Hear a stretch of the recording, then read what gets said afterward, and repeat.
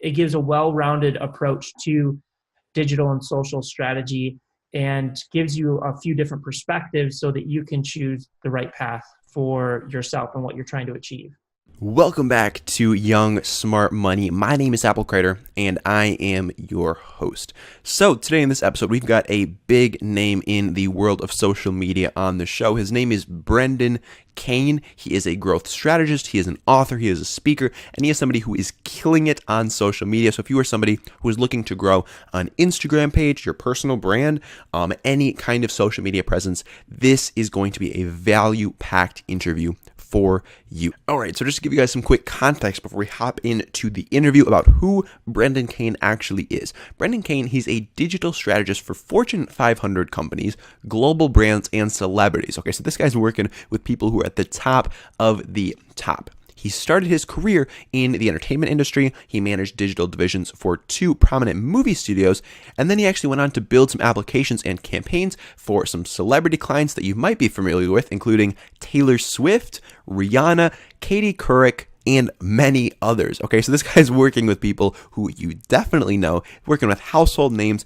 in order to allow them to grow their social media presence and just expand across different platforms. And today what he's here to share is his framework for leveraging digital platforms to grow your brand both quickly and effectively. So without further ado, we're going to welcome Brendan to the show. Whether you're out and about, whether you are driving to work, wherever you are at the gym listening to this podcast, let's sit back, relax, and get ready for some serious value when it comes to social media and building your brand online. Sit back, relax, and enjoy. All right, Brendan, welcome to Young Smart Money. How are you doing today? I'm doing awesome. Thanks for having me. I really appreciate it.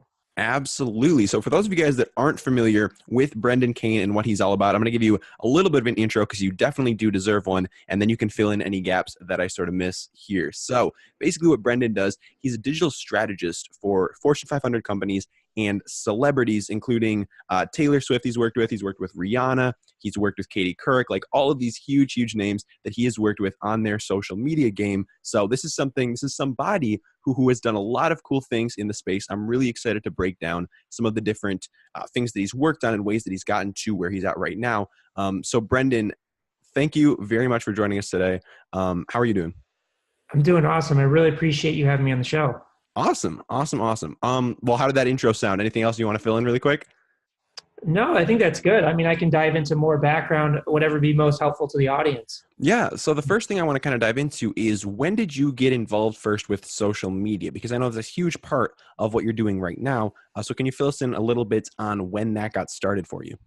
Yeah, I think the earliest days is probably back in 2002, 2003. Wow. So I initially went to film school because I wanted to learn the business side of film and be a film producer, but quickly realized that they don't teach you anything about business in film school. So figured out the best way to really learn about business is to start your own. So while I was going to college, I started 3 internet companies really to just learn and experiment. It wasn't about how much money can I generate and generate a big business. It was really more about what does it really take to build a product or build a service online.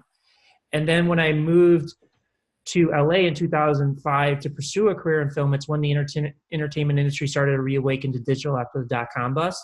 So there was a lot of high-profile people asking questions about how do we leverage digital platforms, how do we leverage social media, because social media was becoming an intricate part of everyday life for people, and it was really starting to grow. You know, the big player at the time was MySpace, and YouTube was coming on the scene. So that's when I just started to understand, and like one of the biggest things that I believe in is, what's your differentiator? What's your hook point? How are you different than everybody else, and how can you provide value?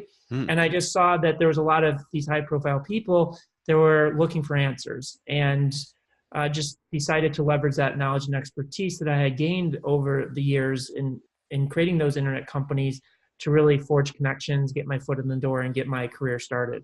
100%. Well, that is wild. And there's a lot in there that I want to dive deeper into. The first thing is, starting 3 internet companies in college is not something that a lot of people do. And because a lot of our listeners are on the younger side, I would really like to dive a little bit deeper into some of those ventures and how they worked out for you. So can you break down, we'll start with the first one, and just what was that? Yeah, so the first one was actually, it was interesting. So back in the day, there was this website, and I don't think it's around. I think it merged or it changed, but it was called Alexa. Okay. And it's not the Not the Amazon. it's not the Amazon Alexa, but it was a ranking website that you could rank your website on. Like you could type in any website and it would give you kind of like a ranking of like where you ranked in the world. And we had found somebody that had built an automated script that would ping the server to generate a boost in your Alexa ranking. Hmm. So basically, we were helping people improve their overall Alexa ranking, which would help them from a validation and credibility standpoint. So Okay. basically, we bought this script off of someone. I think we spent like less than $50, Oh, wow. and then we like generated profit in the first day. Wow. And I think that's like the amazing thing, and it's even more prevalent today. But the amazing thing about the internet, especially for the younger audience that you have, is like you can start a business online for like little to no money today Oh, yeah. and make a profit off of it. And also, I think I love it because like you can choose something you're passionate about. It's like Mm. there is a way to make money off of anything. Like I knew somebody that literally in the MySpace days created a website where you could get embed codes that would like make your profile like glitterized or like weird like graphics and stuff. And he ended up making like $1 million off of that website in like 2 years My God. off of something so simple. Wow. There's just so much opportunity out there. Yeah, for sure. How did you stumble upon like this Alexa site and figure out that businesses were trying to rank on it? Because as a college student, I mean, you probably had other things that you were working on. So how did you even become aware of this space? I don't even, to be honest, I don't even remember how we came across it. I think maybe we were looking at it for a website that we were building. Hmm. But like my mindset always goes to business. Is like, what are the different business models? What are different ideas? And like, I'm constantly coming up with new creative ideas all the time, and that's just kind of how I love to spend my time. Hmm. And I think it's been ingrained in me since the earliest days of exploring the world of being an entrepreneur. That's very interesting. Do you have any strategies or places that you go when you're really trying to hone in on some of these creative ideas that really allow you to generate more? I would say, to be honest, the issue that I run into, and Hmm. I think a lot of entrepreneurs, is not coming up with the creative ideas. I think that's easy. Okay. Which ideas are you going to follow through with? Which ideas are you going to tackle? Which I think is a more important question, Mm. because to me, I think you can be successful with any idea. Like, Mm. sure, there's bad ideas, but I see people that make money off of bad ideas are just really good executors. And then there's Yeah. people with amazing ideas that don't come to fruition because they don't know how to execute properly. So to me as an entrepreneur, I would say that like the creative ideas come to me naturally Okay. and through conversations with people. I'm always meeting new people because I want to learn as much uh, through reading or listening to podcasts or things of like that nature. Like over time, the more and more you learn, like you go back to past experiences and they will spark new ideas. But I think really the lesson is what are the right ideas for you that play to your strengths, also play to your weaknesses, and what you're passionate about. I think people oftentimes are just choosing concepts that are just going to make money and they don't Mm. recognize, they think, oh, I'm going to exit in a year. When in Yeah. reality, it may take 5 years or 10 years or 15 years to build that business. And you've got to be like, you got to ask yourself, like, is this something you want to do for 5 or 10 years if it takes that long? It doesn't always take that long, but that's kind of where I've had to hone my skill set over the years, is really choosing the right things to chase. 100%. And figuring out which of those ideas you are like willing to weather the storm in if they do take like 5, 10 years instead of a shorter window that you're assuming. Because if you don't have the passion that's driving you behind it, it's going to be a lot harder to stick with those things. And a lot of people do get caught up in the idea of going out there and buying a Ferrari after year one, or what's going to make them the most money the quickest. And in reality, if you're not willing to stick with it, then it's not going to make you money for very long, if at all. So I think it's a really important thing that you hit on. And do you have any strategies for narrowing down your focus? Because like you said, you're coming up with dozens of ideas all the time, but how do you figure out, other than just the ones that you could see yourself being really passionate about, like which ones are worth your time and attention? Yeah, I mean, one of the biggest things is experience. And I rely on the experience of being a part of massive failures, but also successful ventures as well to guide me in it. And I think that really the specifically the failures, what has taught me is what I'm not good at. And I think that that's a huge component of choosing a concept to chase is like, does it play to your strengths, or is it going to require to fulfill those weaknesses? And if it does require to fill those weaknesses, do you have somebody else that can come in and fill in that gap, whether that's a partner or you hire somebody, whether that's an employee or a contractor? So to me, that is the most important thing that I focus on is this going to get me into trouble by forcing me to do work that I'm not good at? And then secondarily, which we also mentioned, is that something that I'm passionate about? Is like, is this an idea that I'm passionate about, but it also, does it fulfill me in terms of the type of work that I will have to do? Again, playing into what I'm best at, playing into what my strengths are.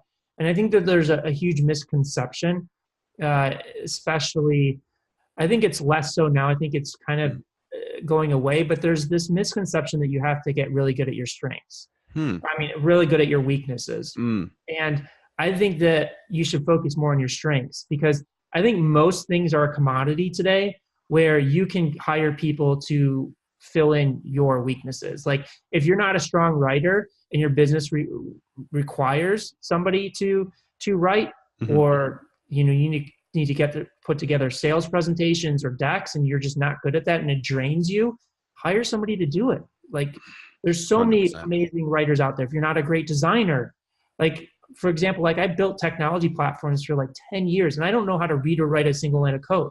And I never will learn, because I don't need to, because you can hire developers to do that. Why would I spend my time trying to learn how to code when that's not what my strength is? It's not what I'm passionate about. And I think that people get caught up in that I have to get really good at what I'm not good at, or I have to improve upon my weaknesses. Yeah, 100%. But in one thing that I think is really important, and I see a lot of people not spending as much time on as they should, in my opinion, is young people not even figuring out what they're strong in the first place. Like they're just going around bouncing between so many different things. They never like take the time to actually like get good at something. Yeah, and to be honest, it took me 10 or 15 years to really understand what I was good at. It took me a long time to understand, okay, this is my strong suit and this is what I'm really weak at. And for me, it just took experience.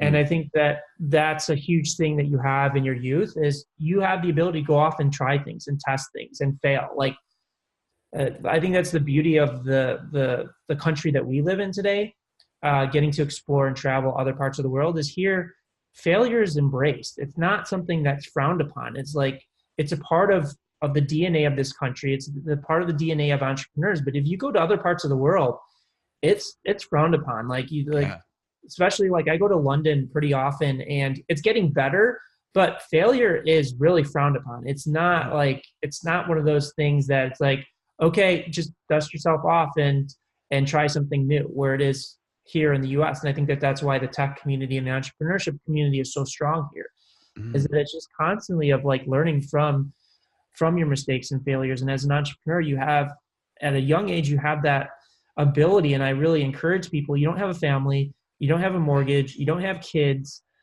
like just try stuff and do stuff that's exciting to you and learn from those experiences. Exactly. Like you just have so few obligations, and oftentimes you just have so many safety nets that you can fall back on. Like I'm going to school right now. I'm getting a degree. That's a huge safety net for me. If any project that I'm working on doesn't work out, like I have that safety net. And if you're in school and your parents are financially secure and they're able to support you, that's another huge safety net that you have to go out there and take those risks and try something new and fall on your face. And honestly, like for me, the most progress that I have made has been from my failures and learning from the things that didn't go right. That is where so much growth happens. And so many people are just too afraid to even take that first step because they fear failing. They fear looking dumb in front of their friends. They fear not getting to the places that their friends are at or whatever. But there's just so much to gain from taking risks, especially at a young age. And I'm really glad that you hit on that, because it's so essential to everything that I talk about is just going out there and trying things. Because if you never try things, you're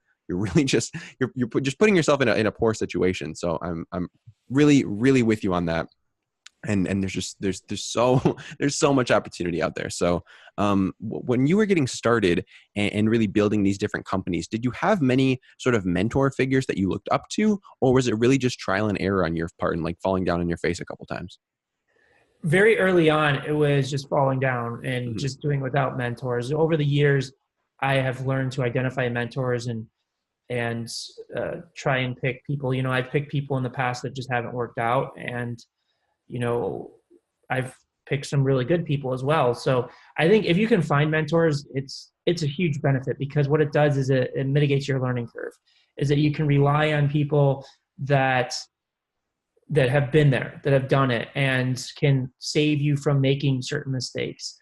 Now, for some people, that's not easy to find mentors, based upon where they live, or they just don't know how to reach out or connect to people. Or if they do reach out and connect with people, they don't respond.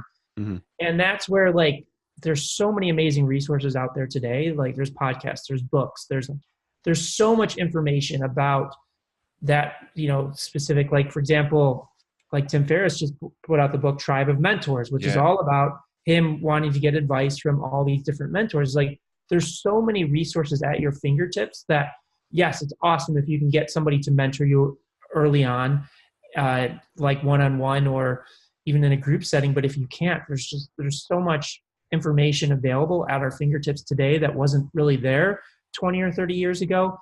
And I think taking advantage of that can put you light years ahead of your competition or help you achieve at a much quicker rate. 100%. And that's something that I come back to time and time again. And guests really do just emphasize the role that mentors have had on their lives and just saving them even years of work that they would have had to go through and learn themselves. Like, you can get that experience from a mentor, and it can just be really, really valuable to your journey. So a lot of the social media entrepreneurs that I have on the show are very focused on sort of turning themselves into celebrities, whereas it seems like you are very focused on working with other people and allowing them to amplify their celebrity status. I mean, some of those big names that we mentioned earlier in the show. So can you talk a little bit about why you decided to go down that route and why you decided to work with some of these big names, and how that even transpired? Yeah, so I kind of fell into it. Again, starting off in the entertainment industry and being in LA, Hmm. you're automatically thrust into this world of celebrity. And also LA is a pretty big central hub for business Yeah. in general. And I started off, as I mentioned, in the entertainment industry and was working within the studio system of creating digital strategy campaigns for films ranging from 15 to $100 million budgets, Wow. which then led into working with actors and directors and producers, because you're in that environment of working with them on their films. And in that process, I really got the entrepreneurial bug and realized that I wanted to go off on my own and not work for a company. And that's where I started building technology platforms and licensing them back to big media companies. So I built and licensed platforms for like Viacom, MTV, Yahoo, Vice, MGM, Wow. to name a few. And it was really the partnerships that I struck with MTV that opened up the doors to work with big celebrities. So I licensed two different technology platforms to them and created partnerships. And that's where it opened up the doors to build technology platforms for Taylor Swift and her team, and led to building a technology platform for Rihanna and Michael Strahan and a few others. So it was Wow. really those partnerships that forged those connections. And I don't think that I really went into it saying, "Oh, I want to work with celebrities. Sure.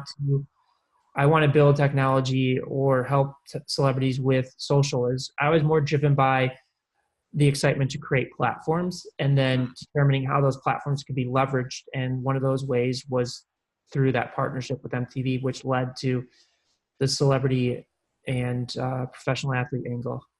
What do you mean by platforms? So I built one advertising platform early on that essentially was probably like, when I think, because I was thinking about it back about it the other week, and it was the first probably influencer marketing platform ever built. Hmm. So it was back in the MySpace days that I recognized that people were posting content to their profile. They're posting movie trailers, posters like Nike posters or music videos. And to me, it was like the most valuable form of advertising. It was a friend sharing a piece of content with a friend. Yeah. And I just noticed that MySpace wasn't monetizing that. Like they were monetizing their community off of just CPMs, and the CPMs were dirt cheap. They're like $1, $2 CPM. So I was like, how is this acquisition when Fox acquired them? I think it was like 600 million or whatever. How are they going to make that money back? And that's where I came up with that concept. So I built a platform that you could take that media, like a movie trailer or a TV spot or commercial, and embed it into your MySpace profile or to your blog. And then each time somebody engaged with that content, you would get, each time one of your friends or your followers would engage with that content, you would get a share of that revenue. Hmm. Uh, and then the second platform I built was a website building application that could dynamically write code for you. So this was back in like 2007, 2008. And there's since platforms out there like Squarespace and Wix Mm-hmm. now that are kind of similar. But we built an enterprise version of it that literally could support a huge website like Taylor Swift. And for example, like Taylor Swift's website, we built in less than 6 or 7 hours on the Wow. platform. And we could dynamically change every element of it without writing code. And we did a joint venture with MTV on that and supported Taylor Swift's website for about 2.5 years and built another iteration of that for her fans, where fans could turn their Facebook profiles into Taylor Swift fan websites automatically in less than 60 seconds. Wow. And then created an iteration for Rihanna. And yeah, so those were kind of the platforms that I built in those situations. Okay, very, very interesting. So where did you find your team, or like how did you assemble a group of people that were able to execute on these tasks? Because you said that you don't have any programming experience, so these sound like they were pretty programming intensive. So where did you have like a core group of people that you were working with throughout all of these ventures, or did you just like pick up a team for each of these things individually, or Yeah, what did that look so like? they initially started with my lead developer who became CTO that I worked with on the startups I created in college. Mm-hmm. And then we just kind of built a team around that for one product, because one product was just more of like a contract for hire. And then as these partnerships developed, we had to develop or hire full-time employees. And those full-time developers, we just went through an interview process. But the core team I discovered very early on through, and to be honest, I don't even remember where I initially met him from, but it was probably through a referral or recommendation. But today, like if you want to build technology platforms, there's so many different ways that you can go about it. Again, like if it's a simple website or something, you have Squarespace or Wix or these platforms that literally you can go in and build it yourself. Or if you're like trying to build WordPress, there's like a huge community of WordPress developers, and there's like contractor websites like Upwork. So there's so many different routes that you can take in terms of building technology platforms today.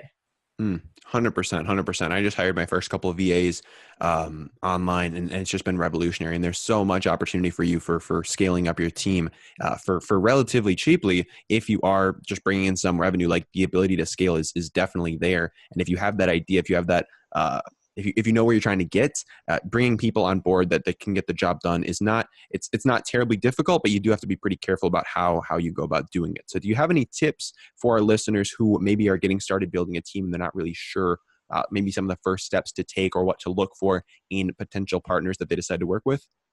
Yeah, I always recommend starting out with a task.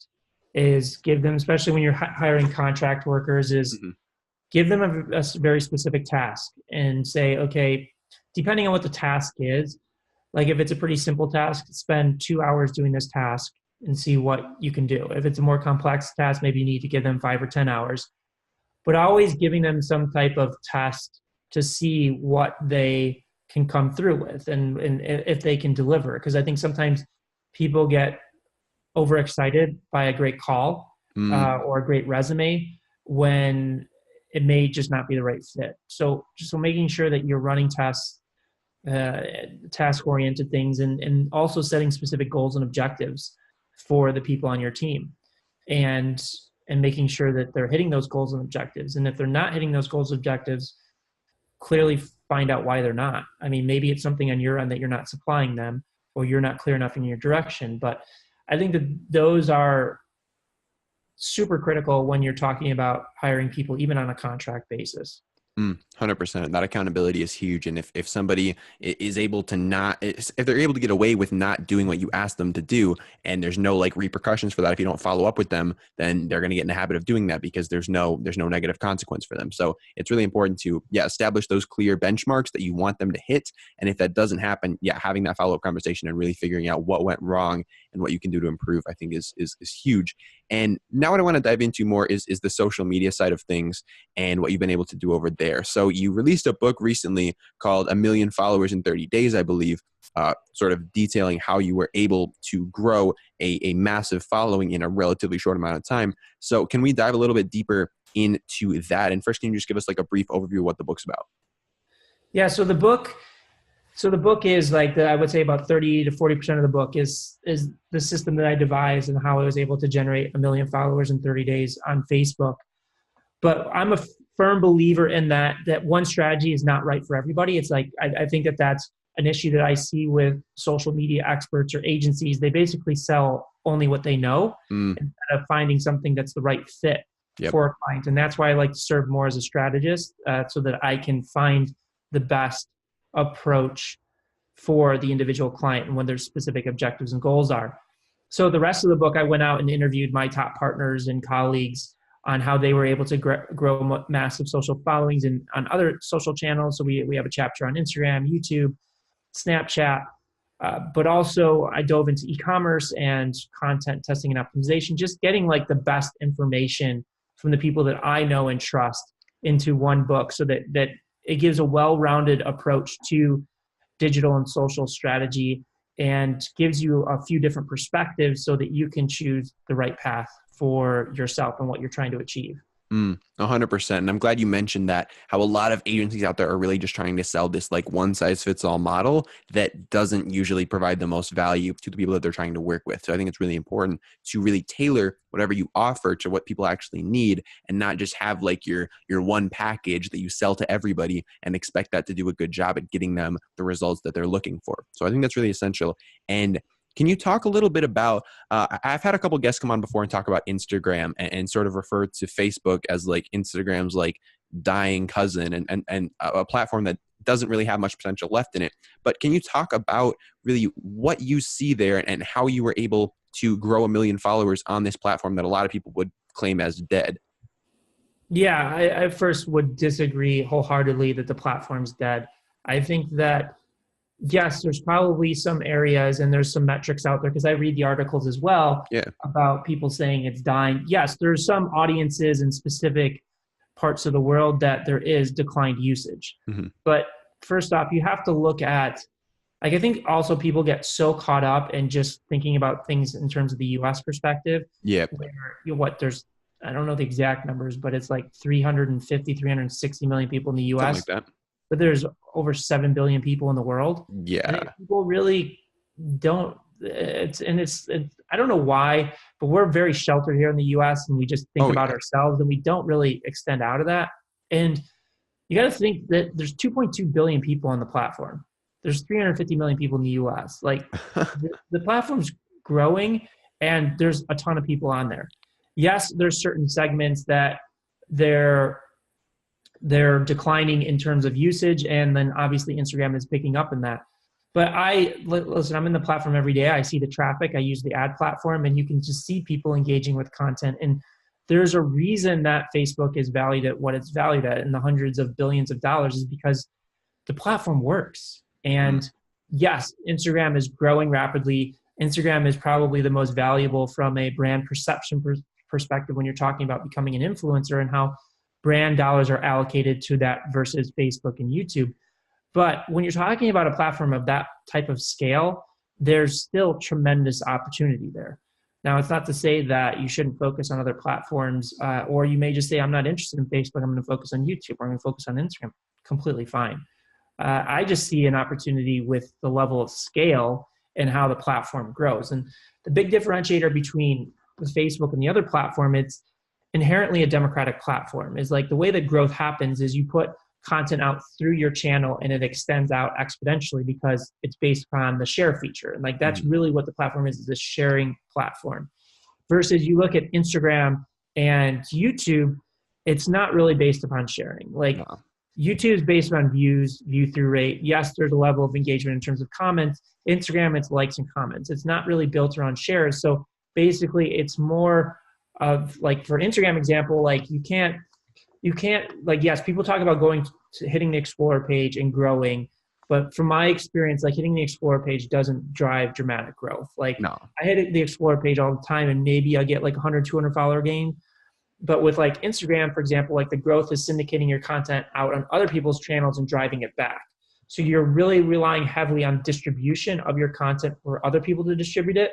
And then YouTube is really a search game. Like it's the algorithms, and yes, subscribers play into that fact. But again, like I like Facebook because the viral potential and the growth potential is so large and so quick that if you get the right content in front of the right people, you can scale quickly. Like I just started talking with this content creator, Jay Shetty, who just moved to LA. Yeah. And he generated, I think, 20 million followers in 18 months on Facebook and did Wow. 3.5 billion views on the platform because he's just creating super viral content. It's like Prince EA, who wrote the forward for my book, also the same way. Like he's generated 1 billion or 2 billion views in the past 2 years because it's highly shareable. And to me, I think that that's where the real potential of the platform is, on top of the advertising platform, which also extends to Instagram because it powers the Facebook ad platform, powers both Facebook and Instagram, is so powerful in terms of the granularity, in terms of the targeting, that you can reach people with your audience and drive a lot of traffic, registrations, social engagement, sales, or the way that I look at it is really leveraging it as a market research tool to test and understand how your content's performing with different audiences. Can you touch a little bit more on that?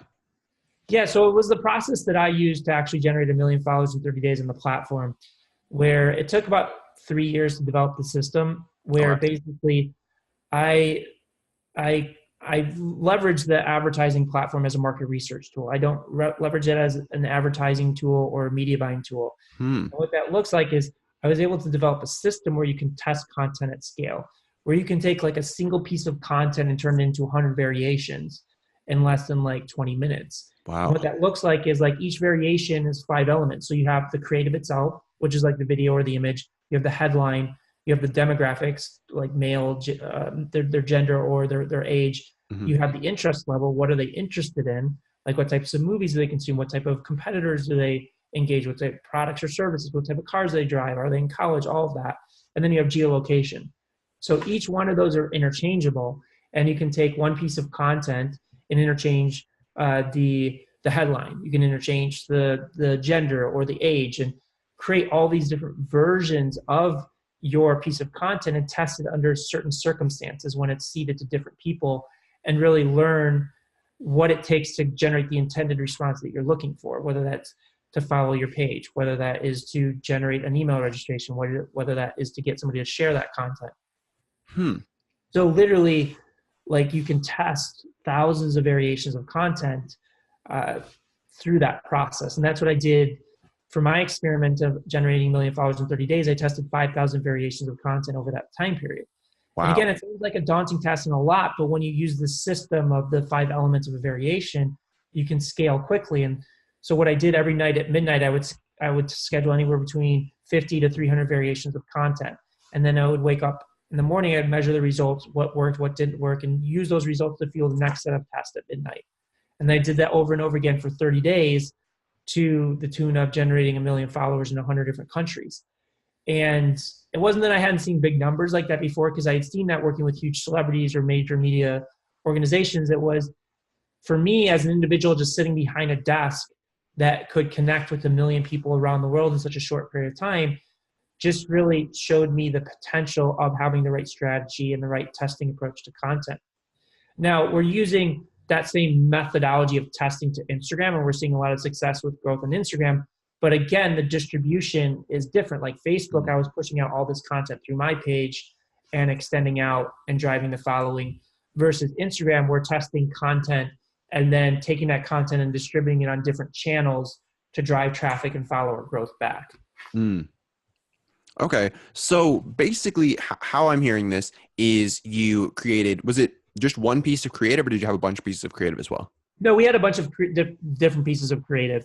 But what we say is we like to maximize the potential of a piece of creative. Okay. So that sometimes you'll have a great piece of creative, you'll put it out and it won't do anything. And then all of a sudden you'll think that it's an issue with the creative when it could be an issue with the algorithm. It could be an issue with the time of day. It could be the issue, the way that you package the content. Like packaging content is super critical. Like for videos, we test different meme cards, like the text blend in the top. We test different captions. We test different formats in terms of the sizing. We test different, like the first 3 seconds are super critical. So like the first 3 seconds we'll test. To really make sure that we're maximizing the potential of the content and learning. Like learning is the most important thing, is like learning what works and what doesn't work, and understanding if something isn't working, why isn't it working, so that you can fuel the intelligence of both your short and long-term content strategy.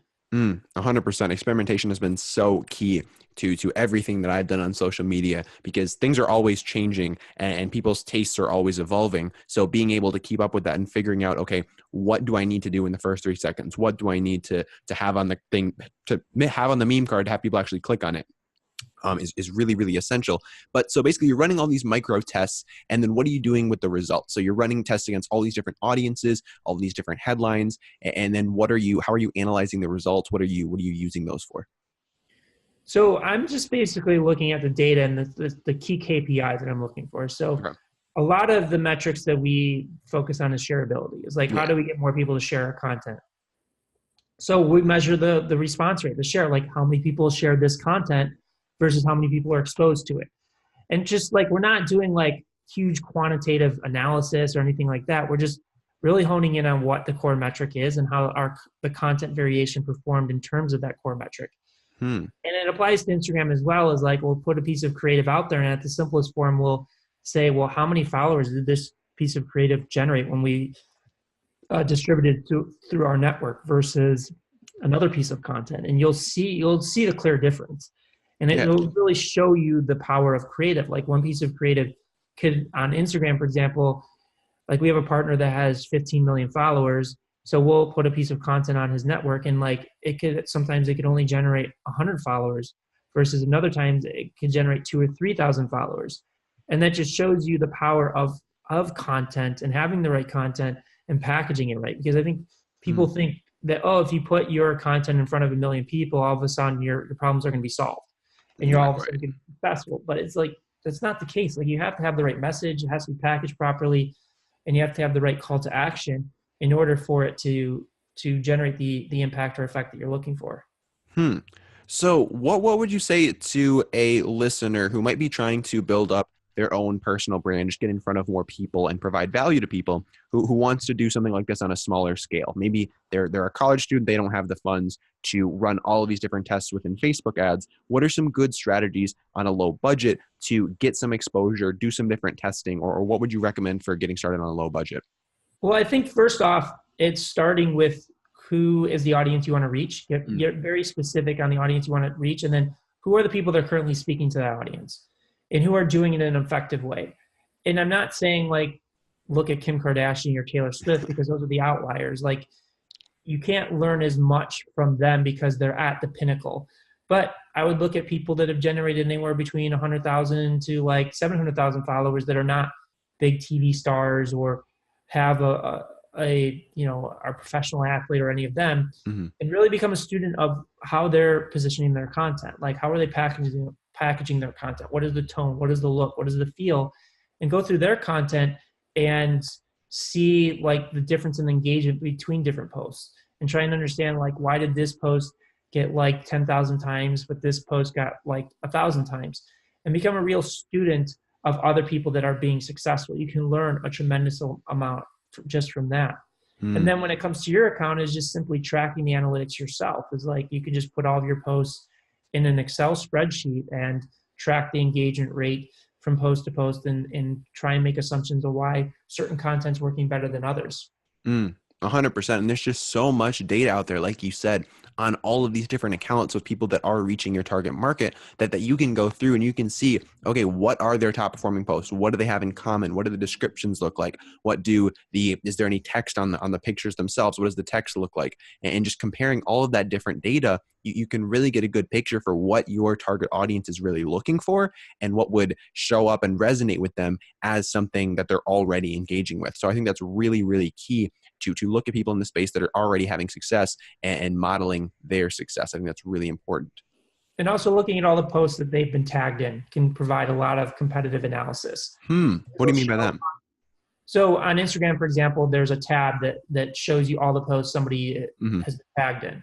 So you can look at all the content that's been reshared or reposted or original content that's been created and look at the engagement around that content. And you can start getting a sense of what content is driving followers for them and also what accounts are driving followers for their account as well. That's a really interesting idea that I had never thought of before. But yeah, looking at which content they're actually tagged in could be a really good way to get some more analysis done there as well. We have a younger listener that wants to get themselves out there, that wants to start some kind of, I don't know if it's a personal brand or just some kind of way to get their name out there online. Do you think that it's most effective to try to tackle all of these different beasts at once? Maybe start like a Facebook page and an Instagram page and a YouTube channel and a Twitter and all these different things? Or do you think it's more beneficial to just focus in on one certain platform at first? Yeah, it's a great question. It depends on who you ask, because Gary Vaynerchuk will tell you get content on every platform. Yeah. But to me, it's like if you're a young person, you're just starting out, you only have so many resources. I would focus on one. Start with one, the one that you're most passionate about, the one that you feel like your audience is there. Get really good at that. Build your audience there, and then diversify from there. I think that's because I feel like it's really hard to get good at a platform if you're focused on 5 other platforms at the same time. Like I spent 3.5 years really getting good at Facebook. Now I'm spending a lot of time on Instagram, spent the last 6 or 7 months really understanding the Instagram platform. And now I'm getting into YouTube. That's just my school of thought. Like I think that like Gary Vaynerchuk has a good analysis of getting your content out into as many places as possible in different formats. But if you're young, you're just starting out, you don't have a lot of resources, I would say start with one, get really good at it. And then once you get good at it and you gain more resources, then diversify and invest in other directions. 100%. And then as far as picking a platform, you really just think it comes down to like what somebody's most passionate about or where? I think that's the number one thing. Okay. What is the platform you use? Because you have to become a student of that platform. And if it's a platform that you're not using currently, like how are you going to learn anything? Exactly. You got to have that experience. Yeah. Perfect. All right. I got some questions that I like to ask all of my guests before we wrap up the show. You've been dropping value bomb after value bomb so far. Are you ready to hop into those? Yep. Awesome. Let's do it. So the first one is, what are you excited about right now? This could be an emerging trend in the wider world of social media. Could be something going on in your life, your business. But like, what is something that you are genuinely excited about right now? I think the one thing that is really overlooked is emerging markets. Is look at India, Africa, and Indonesia, where it represents a third of the world's population. India, few people realize there's 1.3 billion people in the country. It's going to be the world's largest population in less than 5 years. And it presents a huge opportunity for people that are trying to build global brands. I'm not saying for your local mom and pop e-commerce store or even somebody that is trying to build an e-commerce store in the United States that can only ship to that. But if you look at the smartest people on the planet, Netflix said their next 100 million subscribers are coming from India. You look at Amazon and how much money and how their stock valuation was just highly impacted based upon a small e-commerce law changing in India. You look at Facebook and their largest country is in India, and Instagram is the same as well. You see the smartest people on the planet focusing on those emerging markets. Google's investing in hot air balloons to bring internet to Africa, because few people realize that a third of the world's population is not connected to the internet yet. So I think that there's a huge opportunity there that's overlooked because people deem those countries or parts of the world as not valuable. And sure, from a per capita basis or on a per individual basis, is it going to be as valuable as the US? No, but the economies of scale is so large that it presents a unique opportunity for people to take advantage of it. I think the opportunity is there for like 2 or 3 years before other people jump on the bandwagon. But that's something that's really exciting to me. 100%. And it can be so easy for, I know personally as a US citizen, it can be very easy to be very egocentric about the United States and really just romanticize what we have going on here and not really look outside to what is going on in the wider landscape of things. And I think that's a huge, huge thing to hit on, is just like there is so much going on that is not here in the US that we really should be paying attention to if you're trying to create a massive business and really have some widespread success. So I think that's really, really important to hit on. Next thing I want to ask you is, what are some of the habits that have served you most? These could be business, lifestyle, or any routine things that you do that have helped you get to that next level. Well, I think, and I don't know if you classify it as a habit, but I think one of the important life lessons when it comes to business, and also applies to personal, is don't make rash decisions in an emotional state. It's Hmm. like if you're really angry at somebody or you're really angry at a decision that was made, take the night to sleep on it. Don't respond. Like I think people just they want to fuel their emotion and get out what they're feeling, and it at the time, and it generally is not the same way that they're going to feel 24 hours from now. And I've seen a lot of people burn bridges, lose deals, get fired, whatever it may be, or lose friends because they just react based on that emotional state. So I think that the exercise of really taking the time to sleep on something or give something 24 hours before you respond if you're really upset about something is, I think, a really important life lesson that I've learned over the years. Oh, 100%, 100%. Especially as somebody who is a young person, it can be very easy to get caught up in your emotions and think that like this one thing is like critically important, and that if somebody messed it up, it's like the end of the world. But just taking a step back and really just honing in and realizing that most things you think are a huge deal aren't actually a huge deal is really important, and something that I've been able to really focus in on over probably like the last year. It's just getting some perspective and figuring out, okay, what is actually really important and what is actually not as important as I'm making it out to be in this one moment. So I think that's really important. What content, if any, are you consuming right now? This could be books, podcasts, blogs, whatever. Well, I'm diving pretty deep into YouTube right now and studying different interview formats and formats like different show ideas and things like that. So I would say that that's spending a great deal of time on that. Like if I could recommend a good book for people to check out, I would check out like Contagious by Jonah Berger, Mm. who basically focused on virality for 10 or 15 years, which I think is super critical to understand that component if you're getting into producing social and digital content. 100%, 100%. One thing that I'm really curious about with all of the entrepreneurs that I talk to is what things they do that don't scale or that aren't super. You can't really replicate these things very easily. So a quick example. One thing that I'll do is every day I will log on to Instagram. I'll go through my list of like new followers for the day, and I'll send video direct messages to like 5 to 10 of them, just saying like, "Hey, what's up? My name's Apple. I appreciate the follow. If there's anything that I can do for you to help you out, provide some value for you, let me know. Have a wonderful day."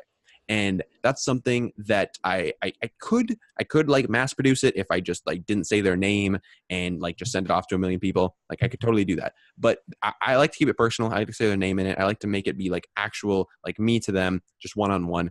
And that's something that I couldn't theoretically mass produce at the level that I want to. So is there anything in your business that really has that personal touch, or is something that you couldn't like mass produce that comes to mind?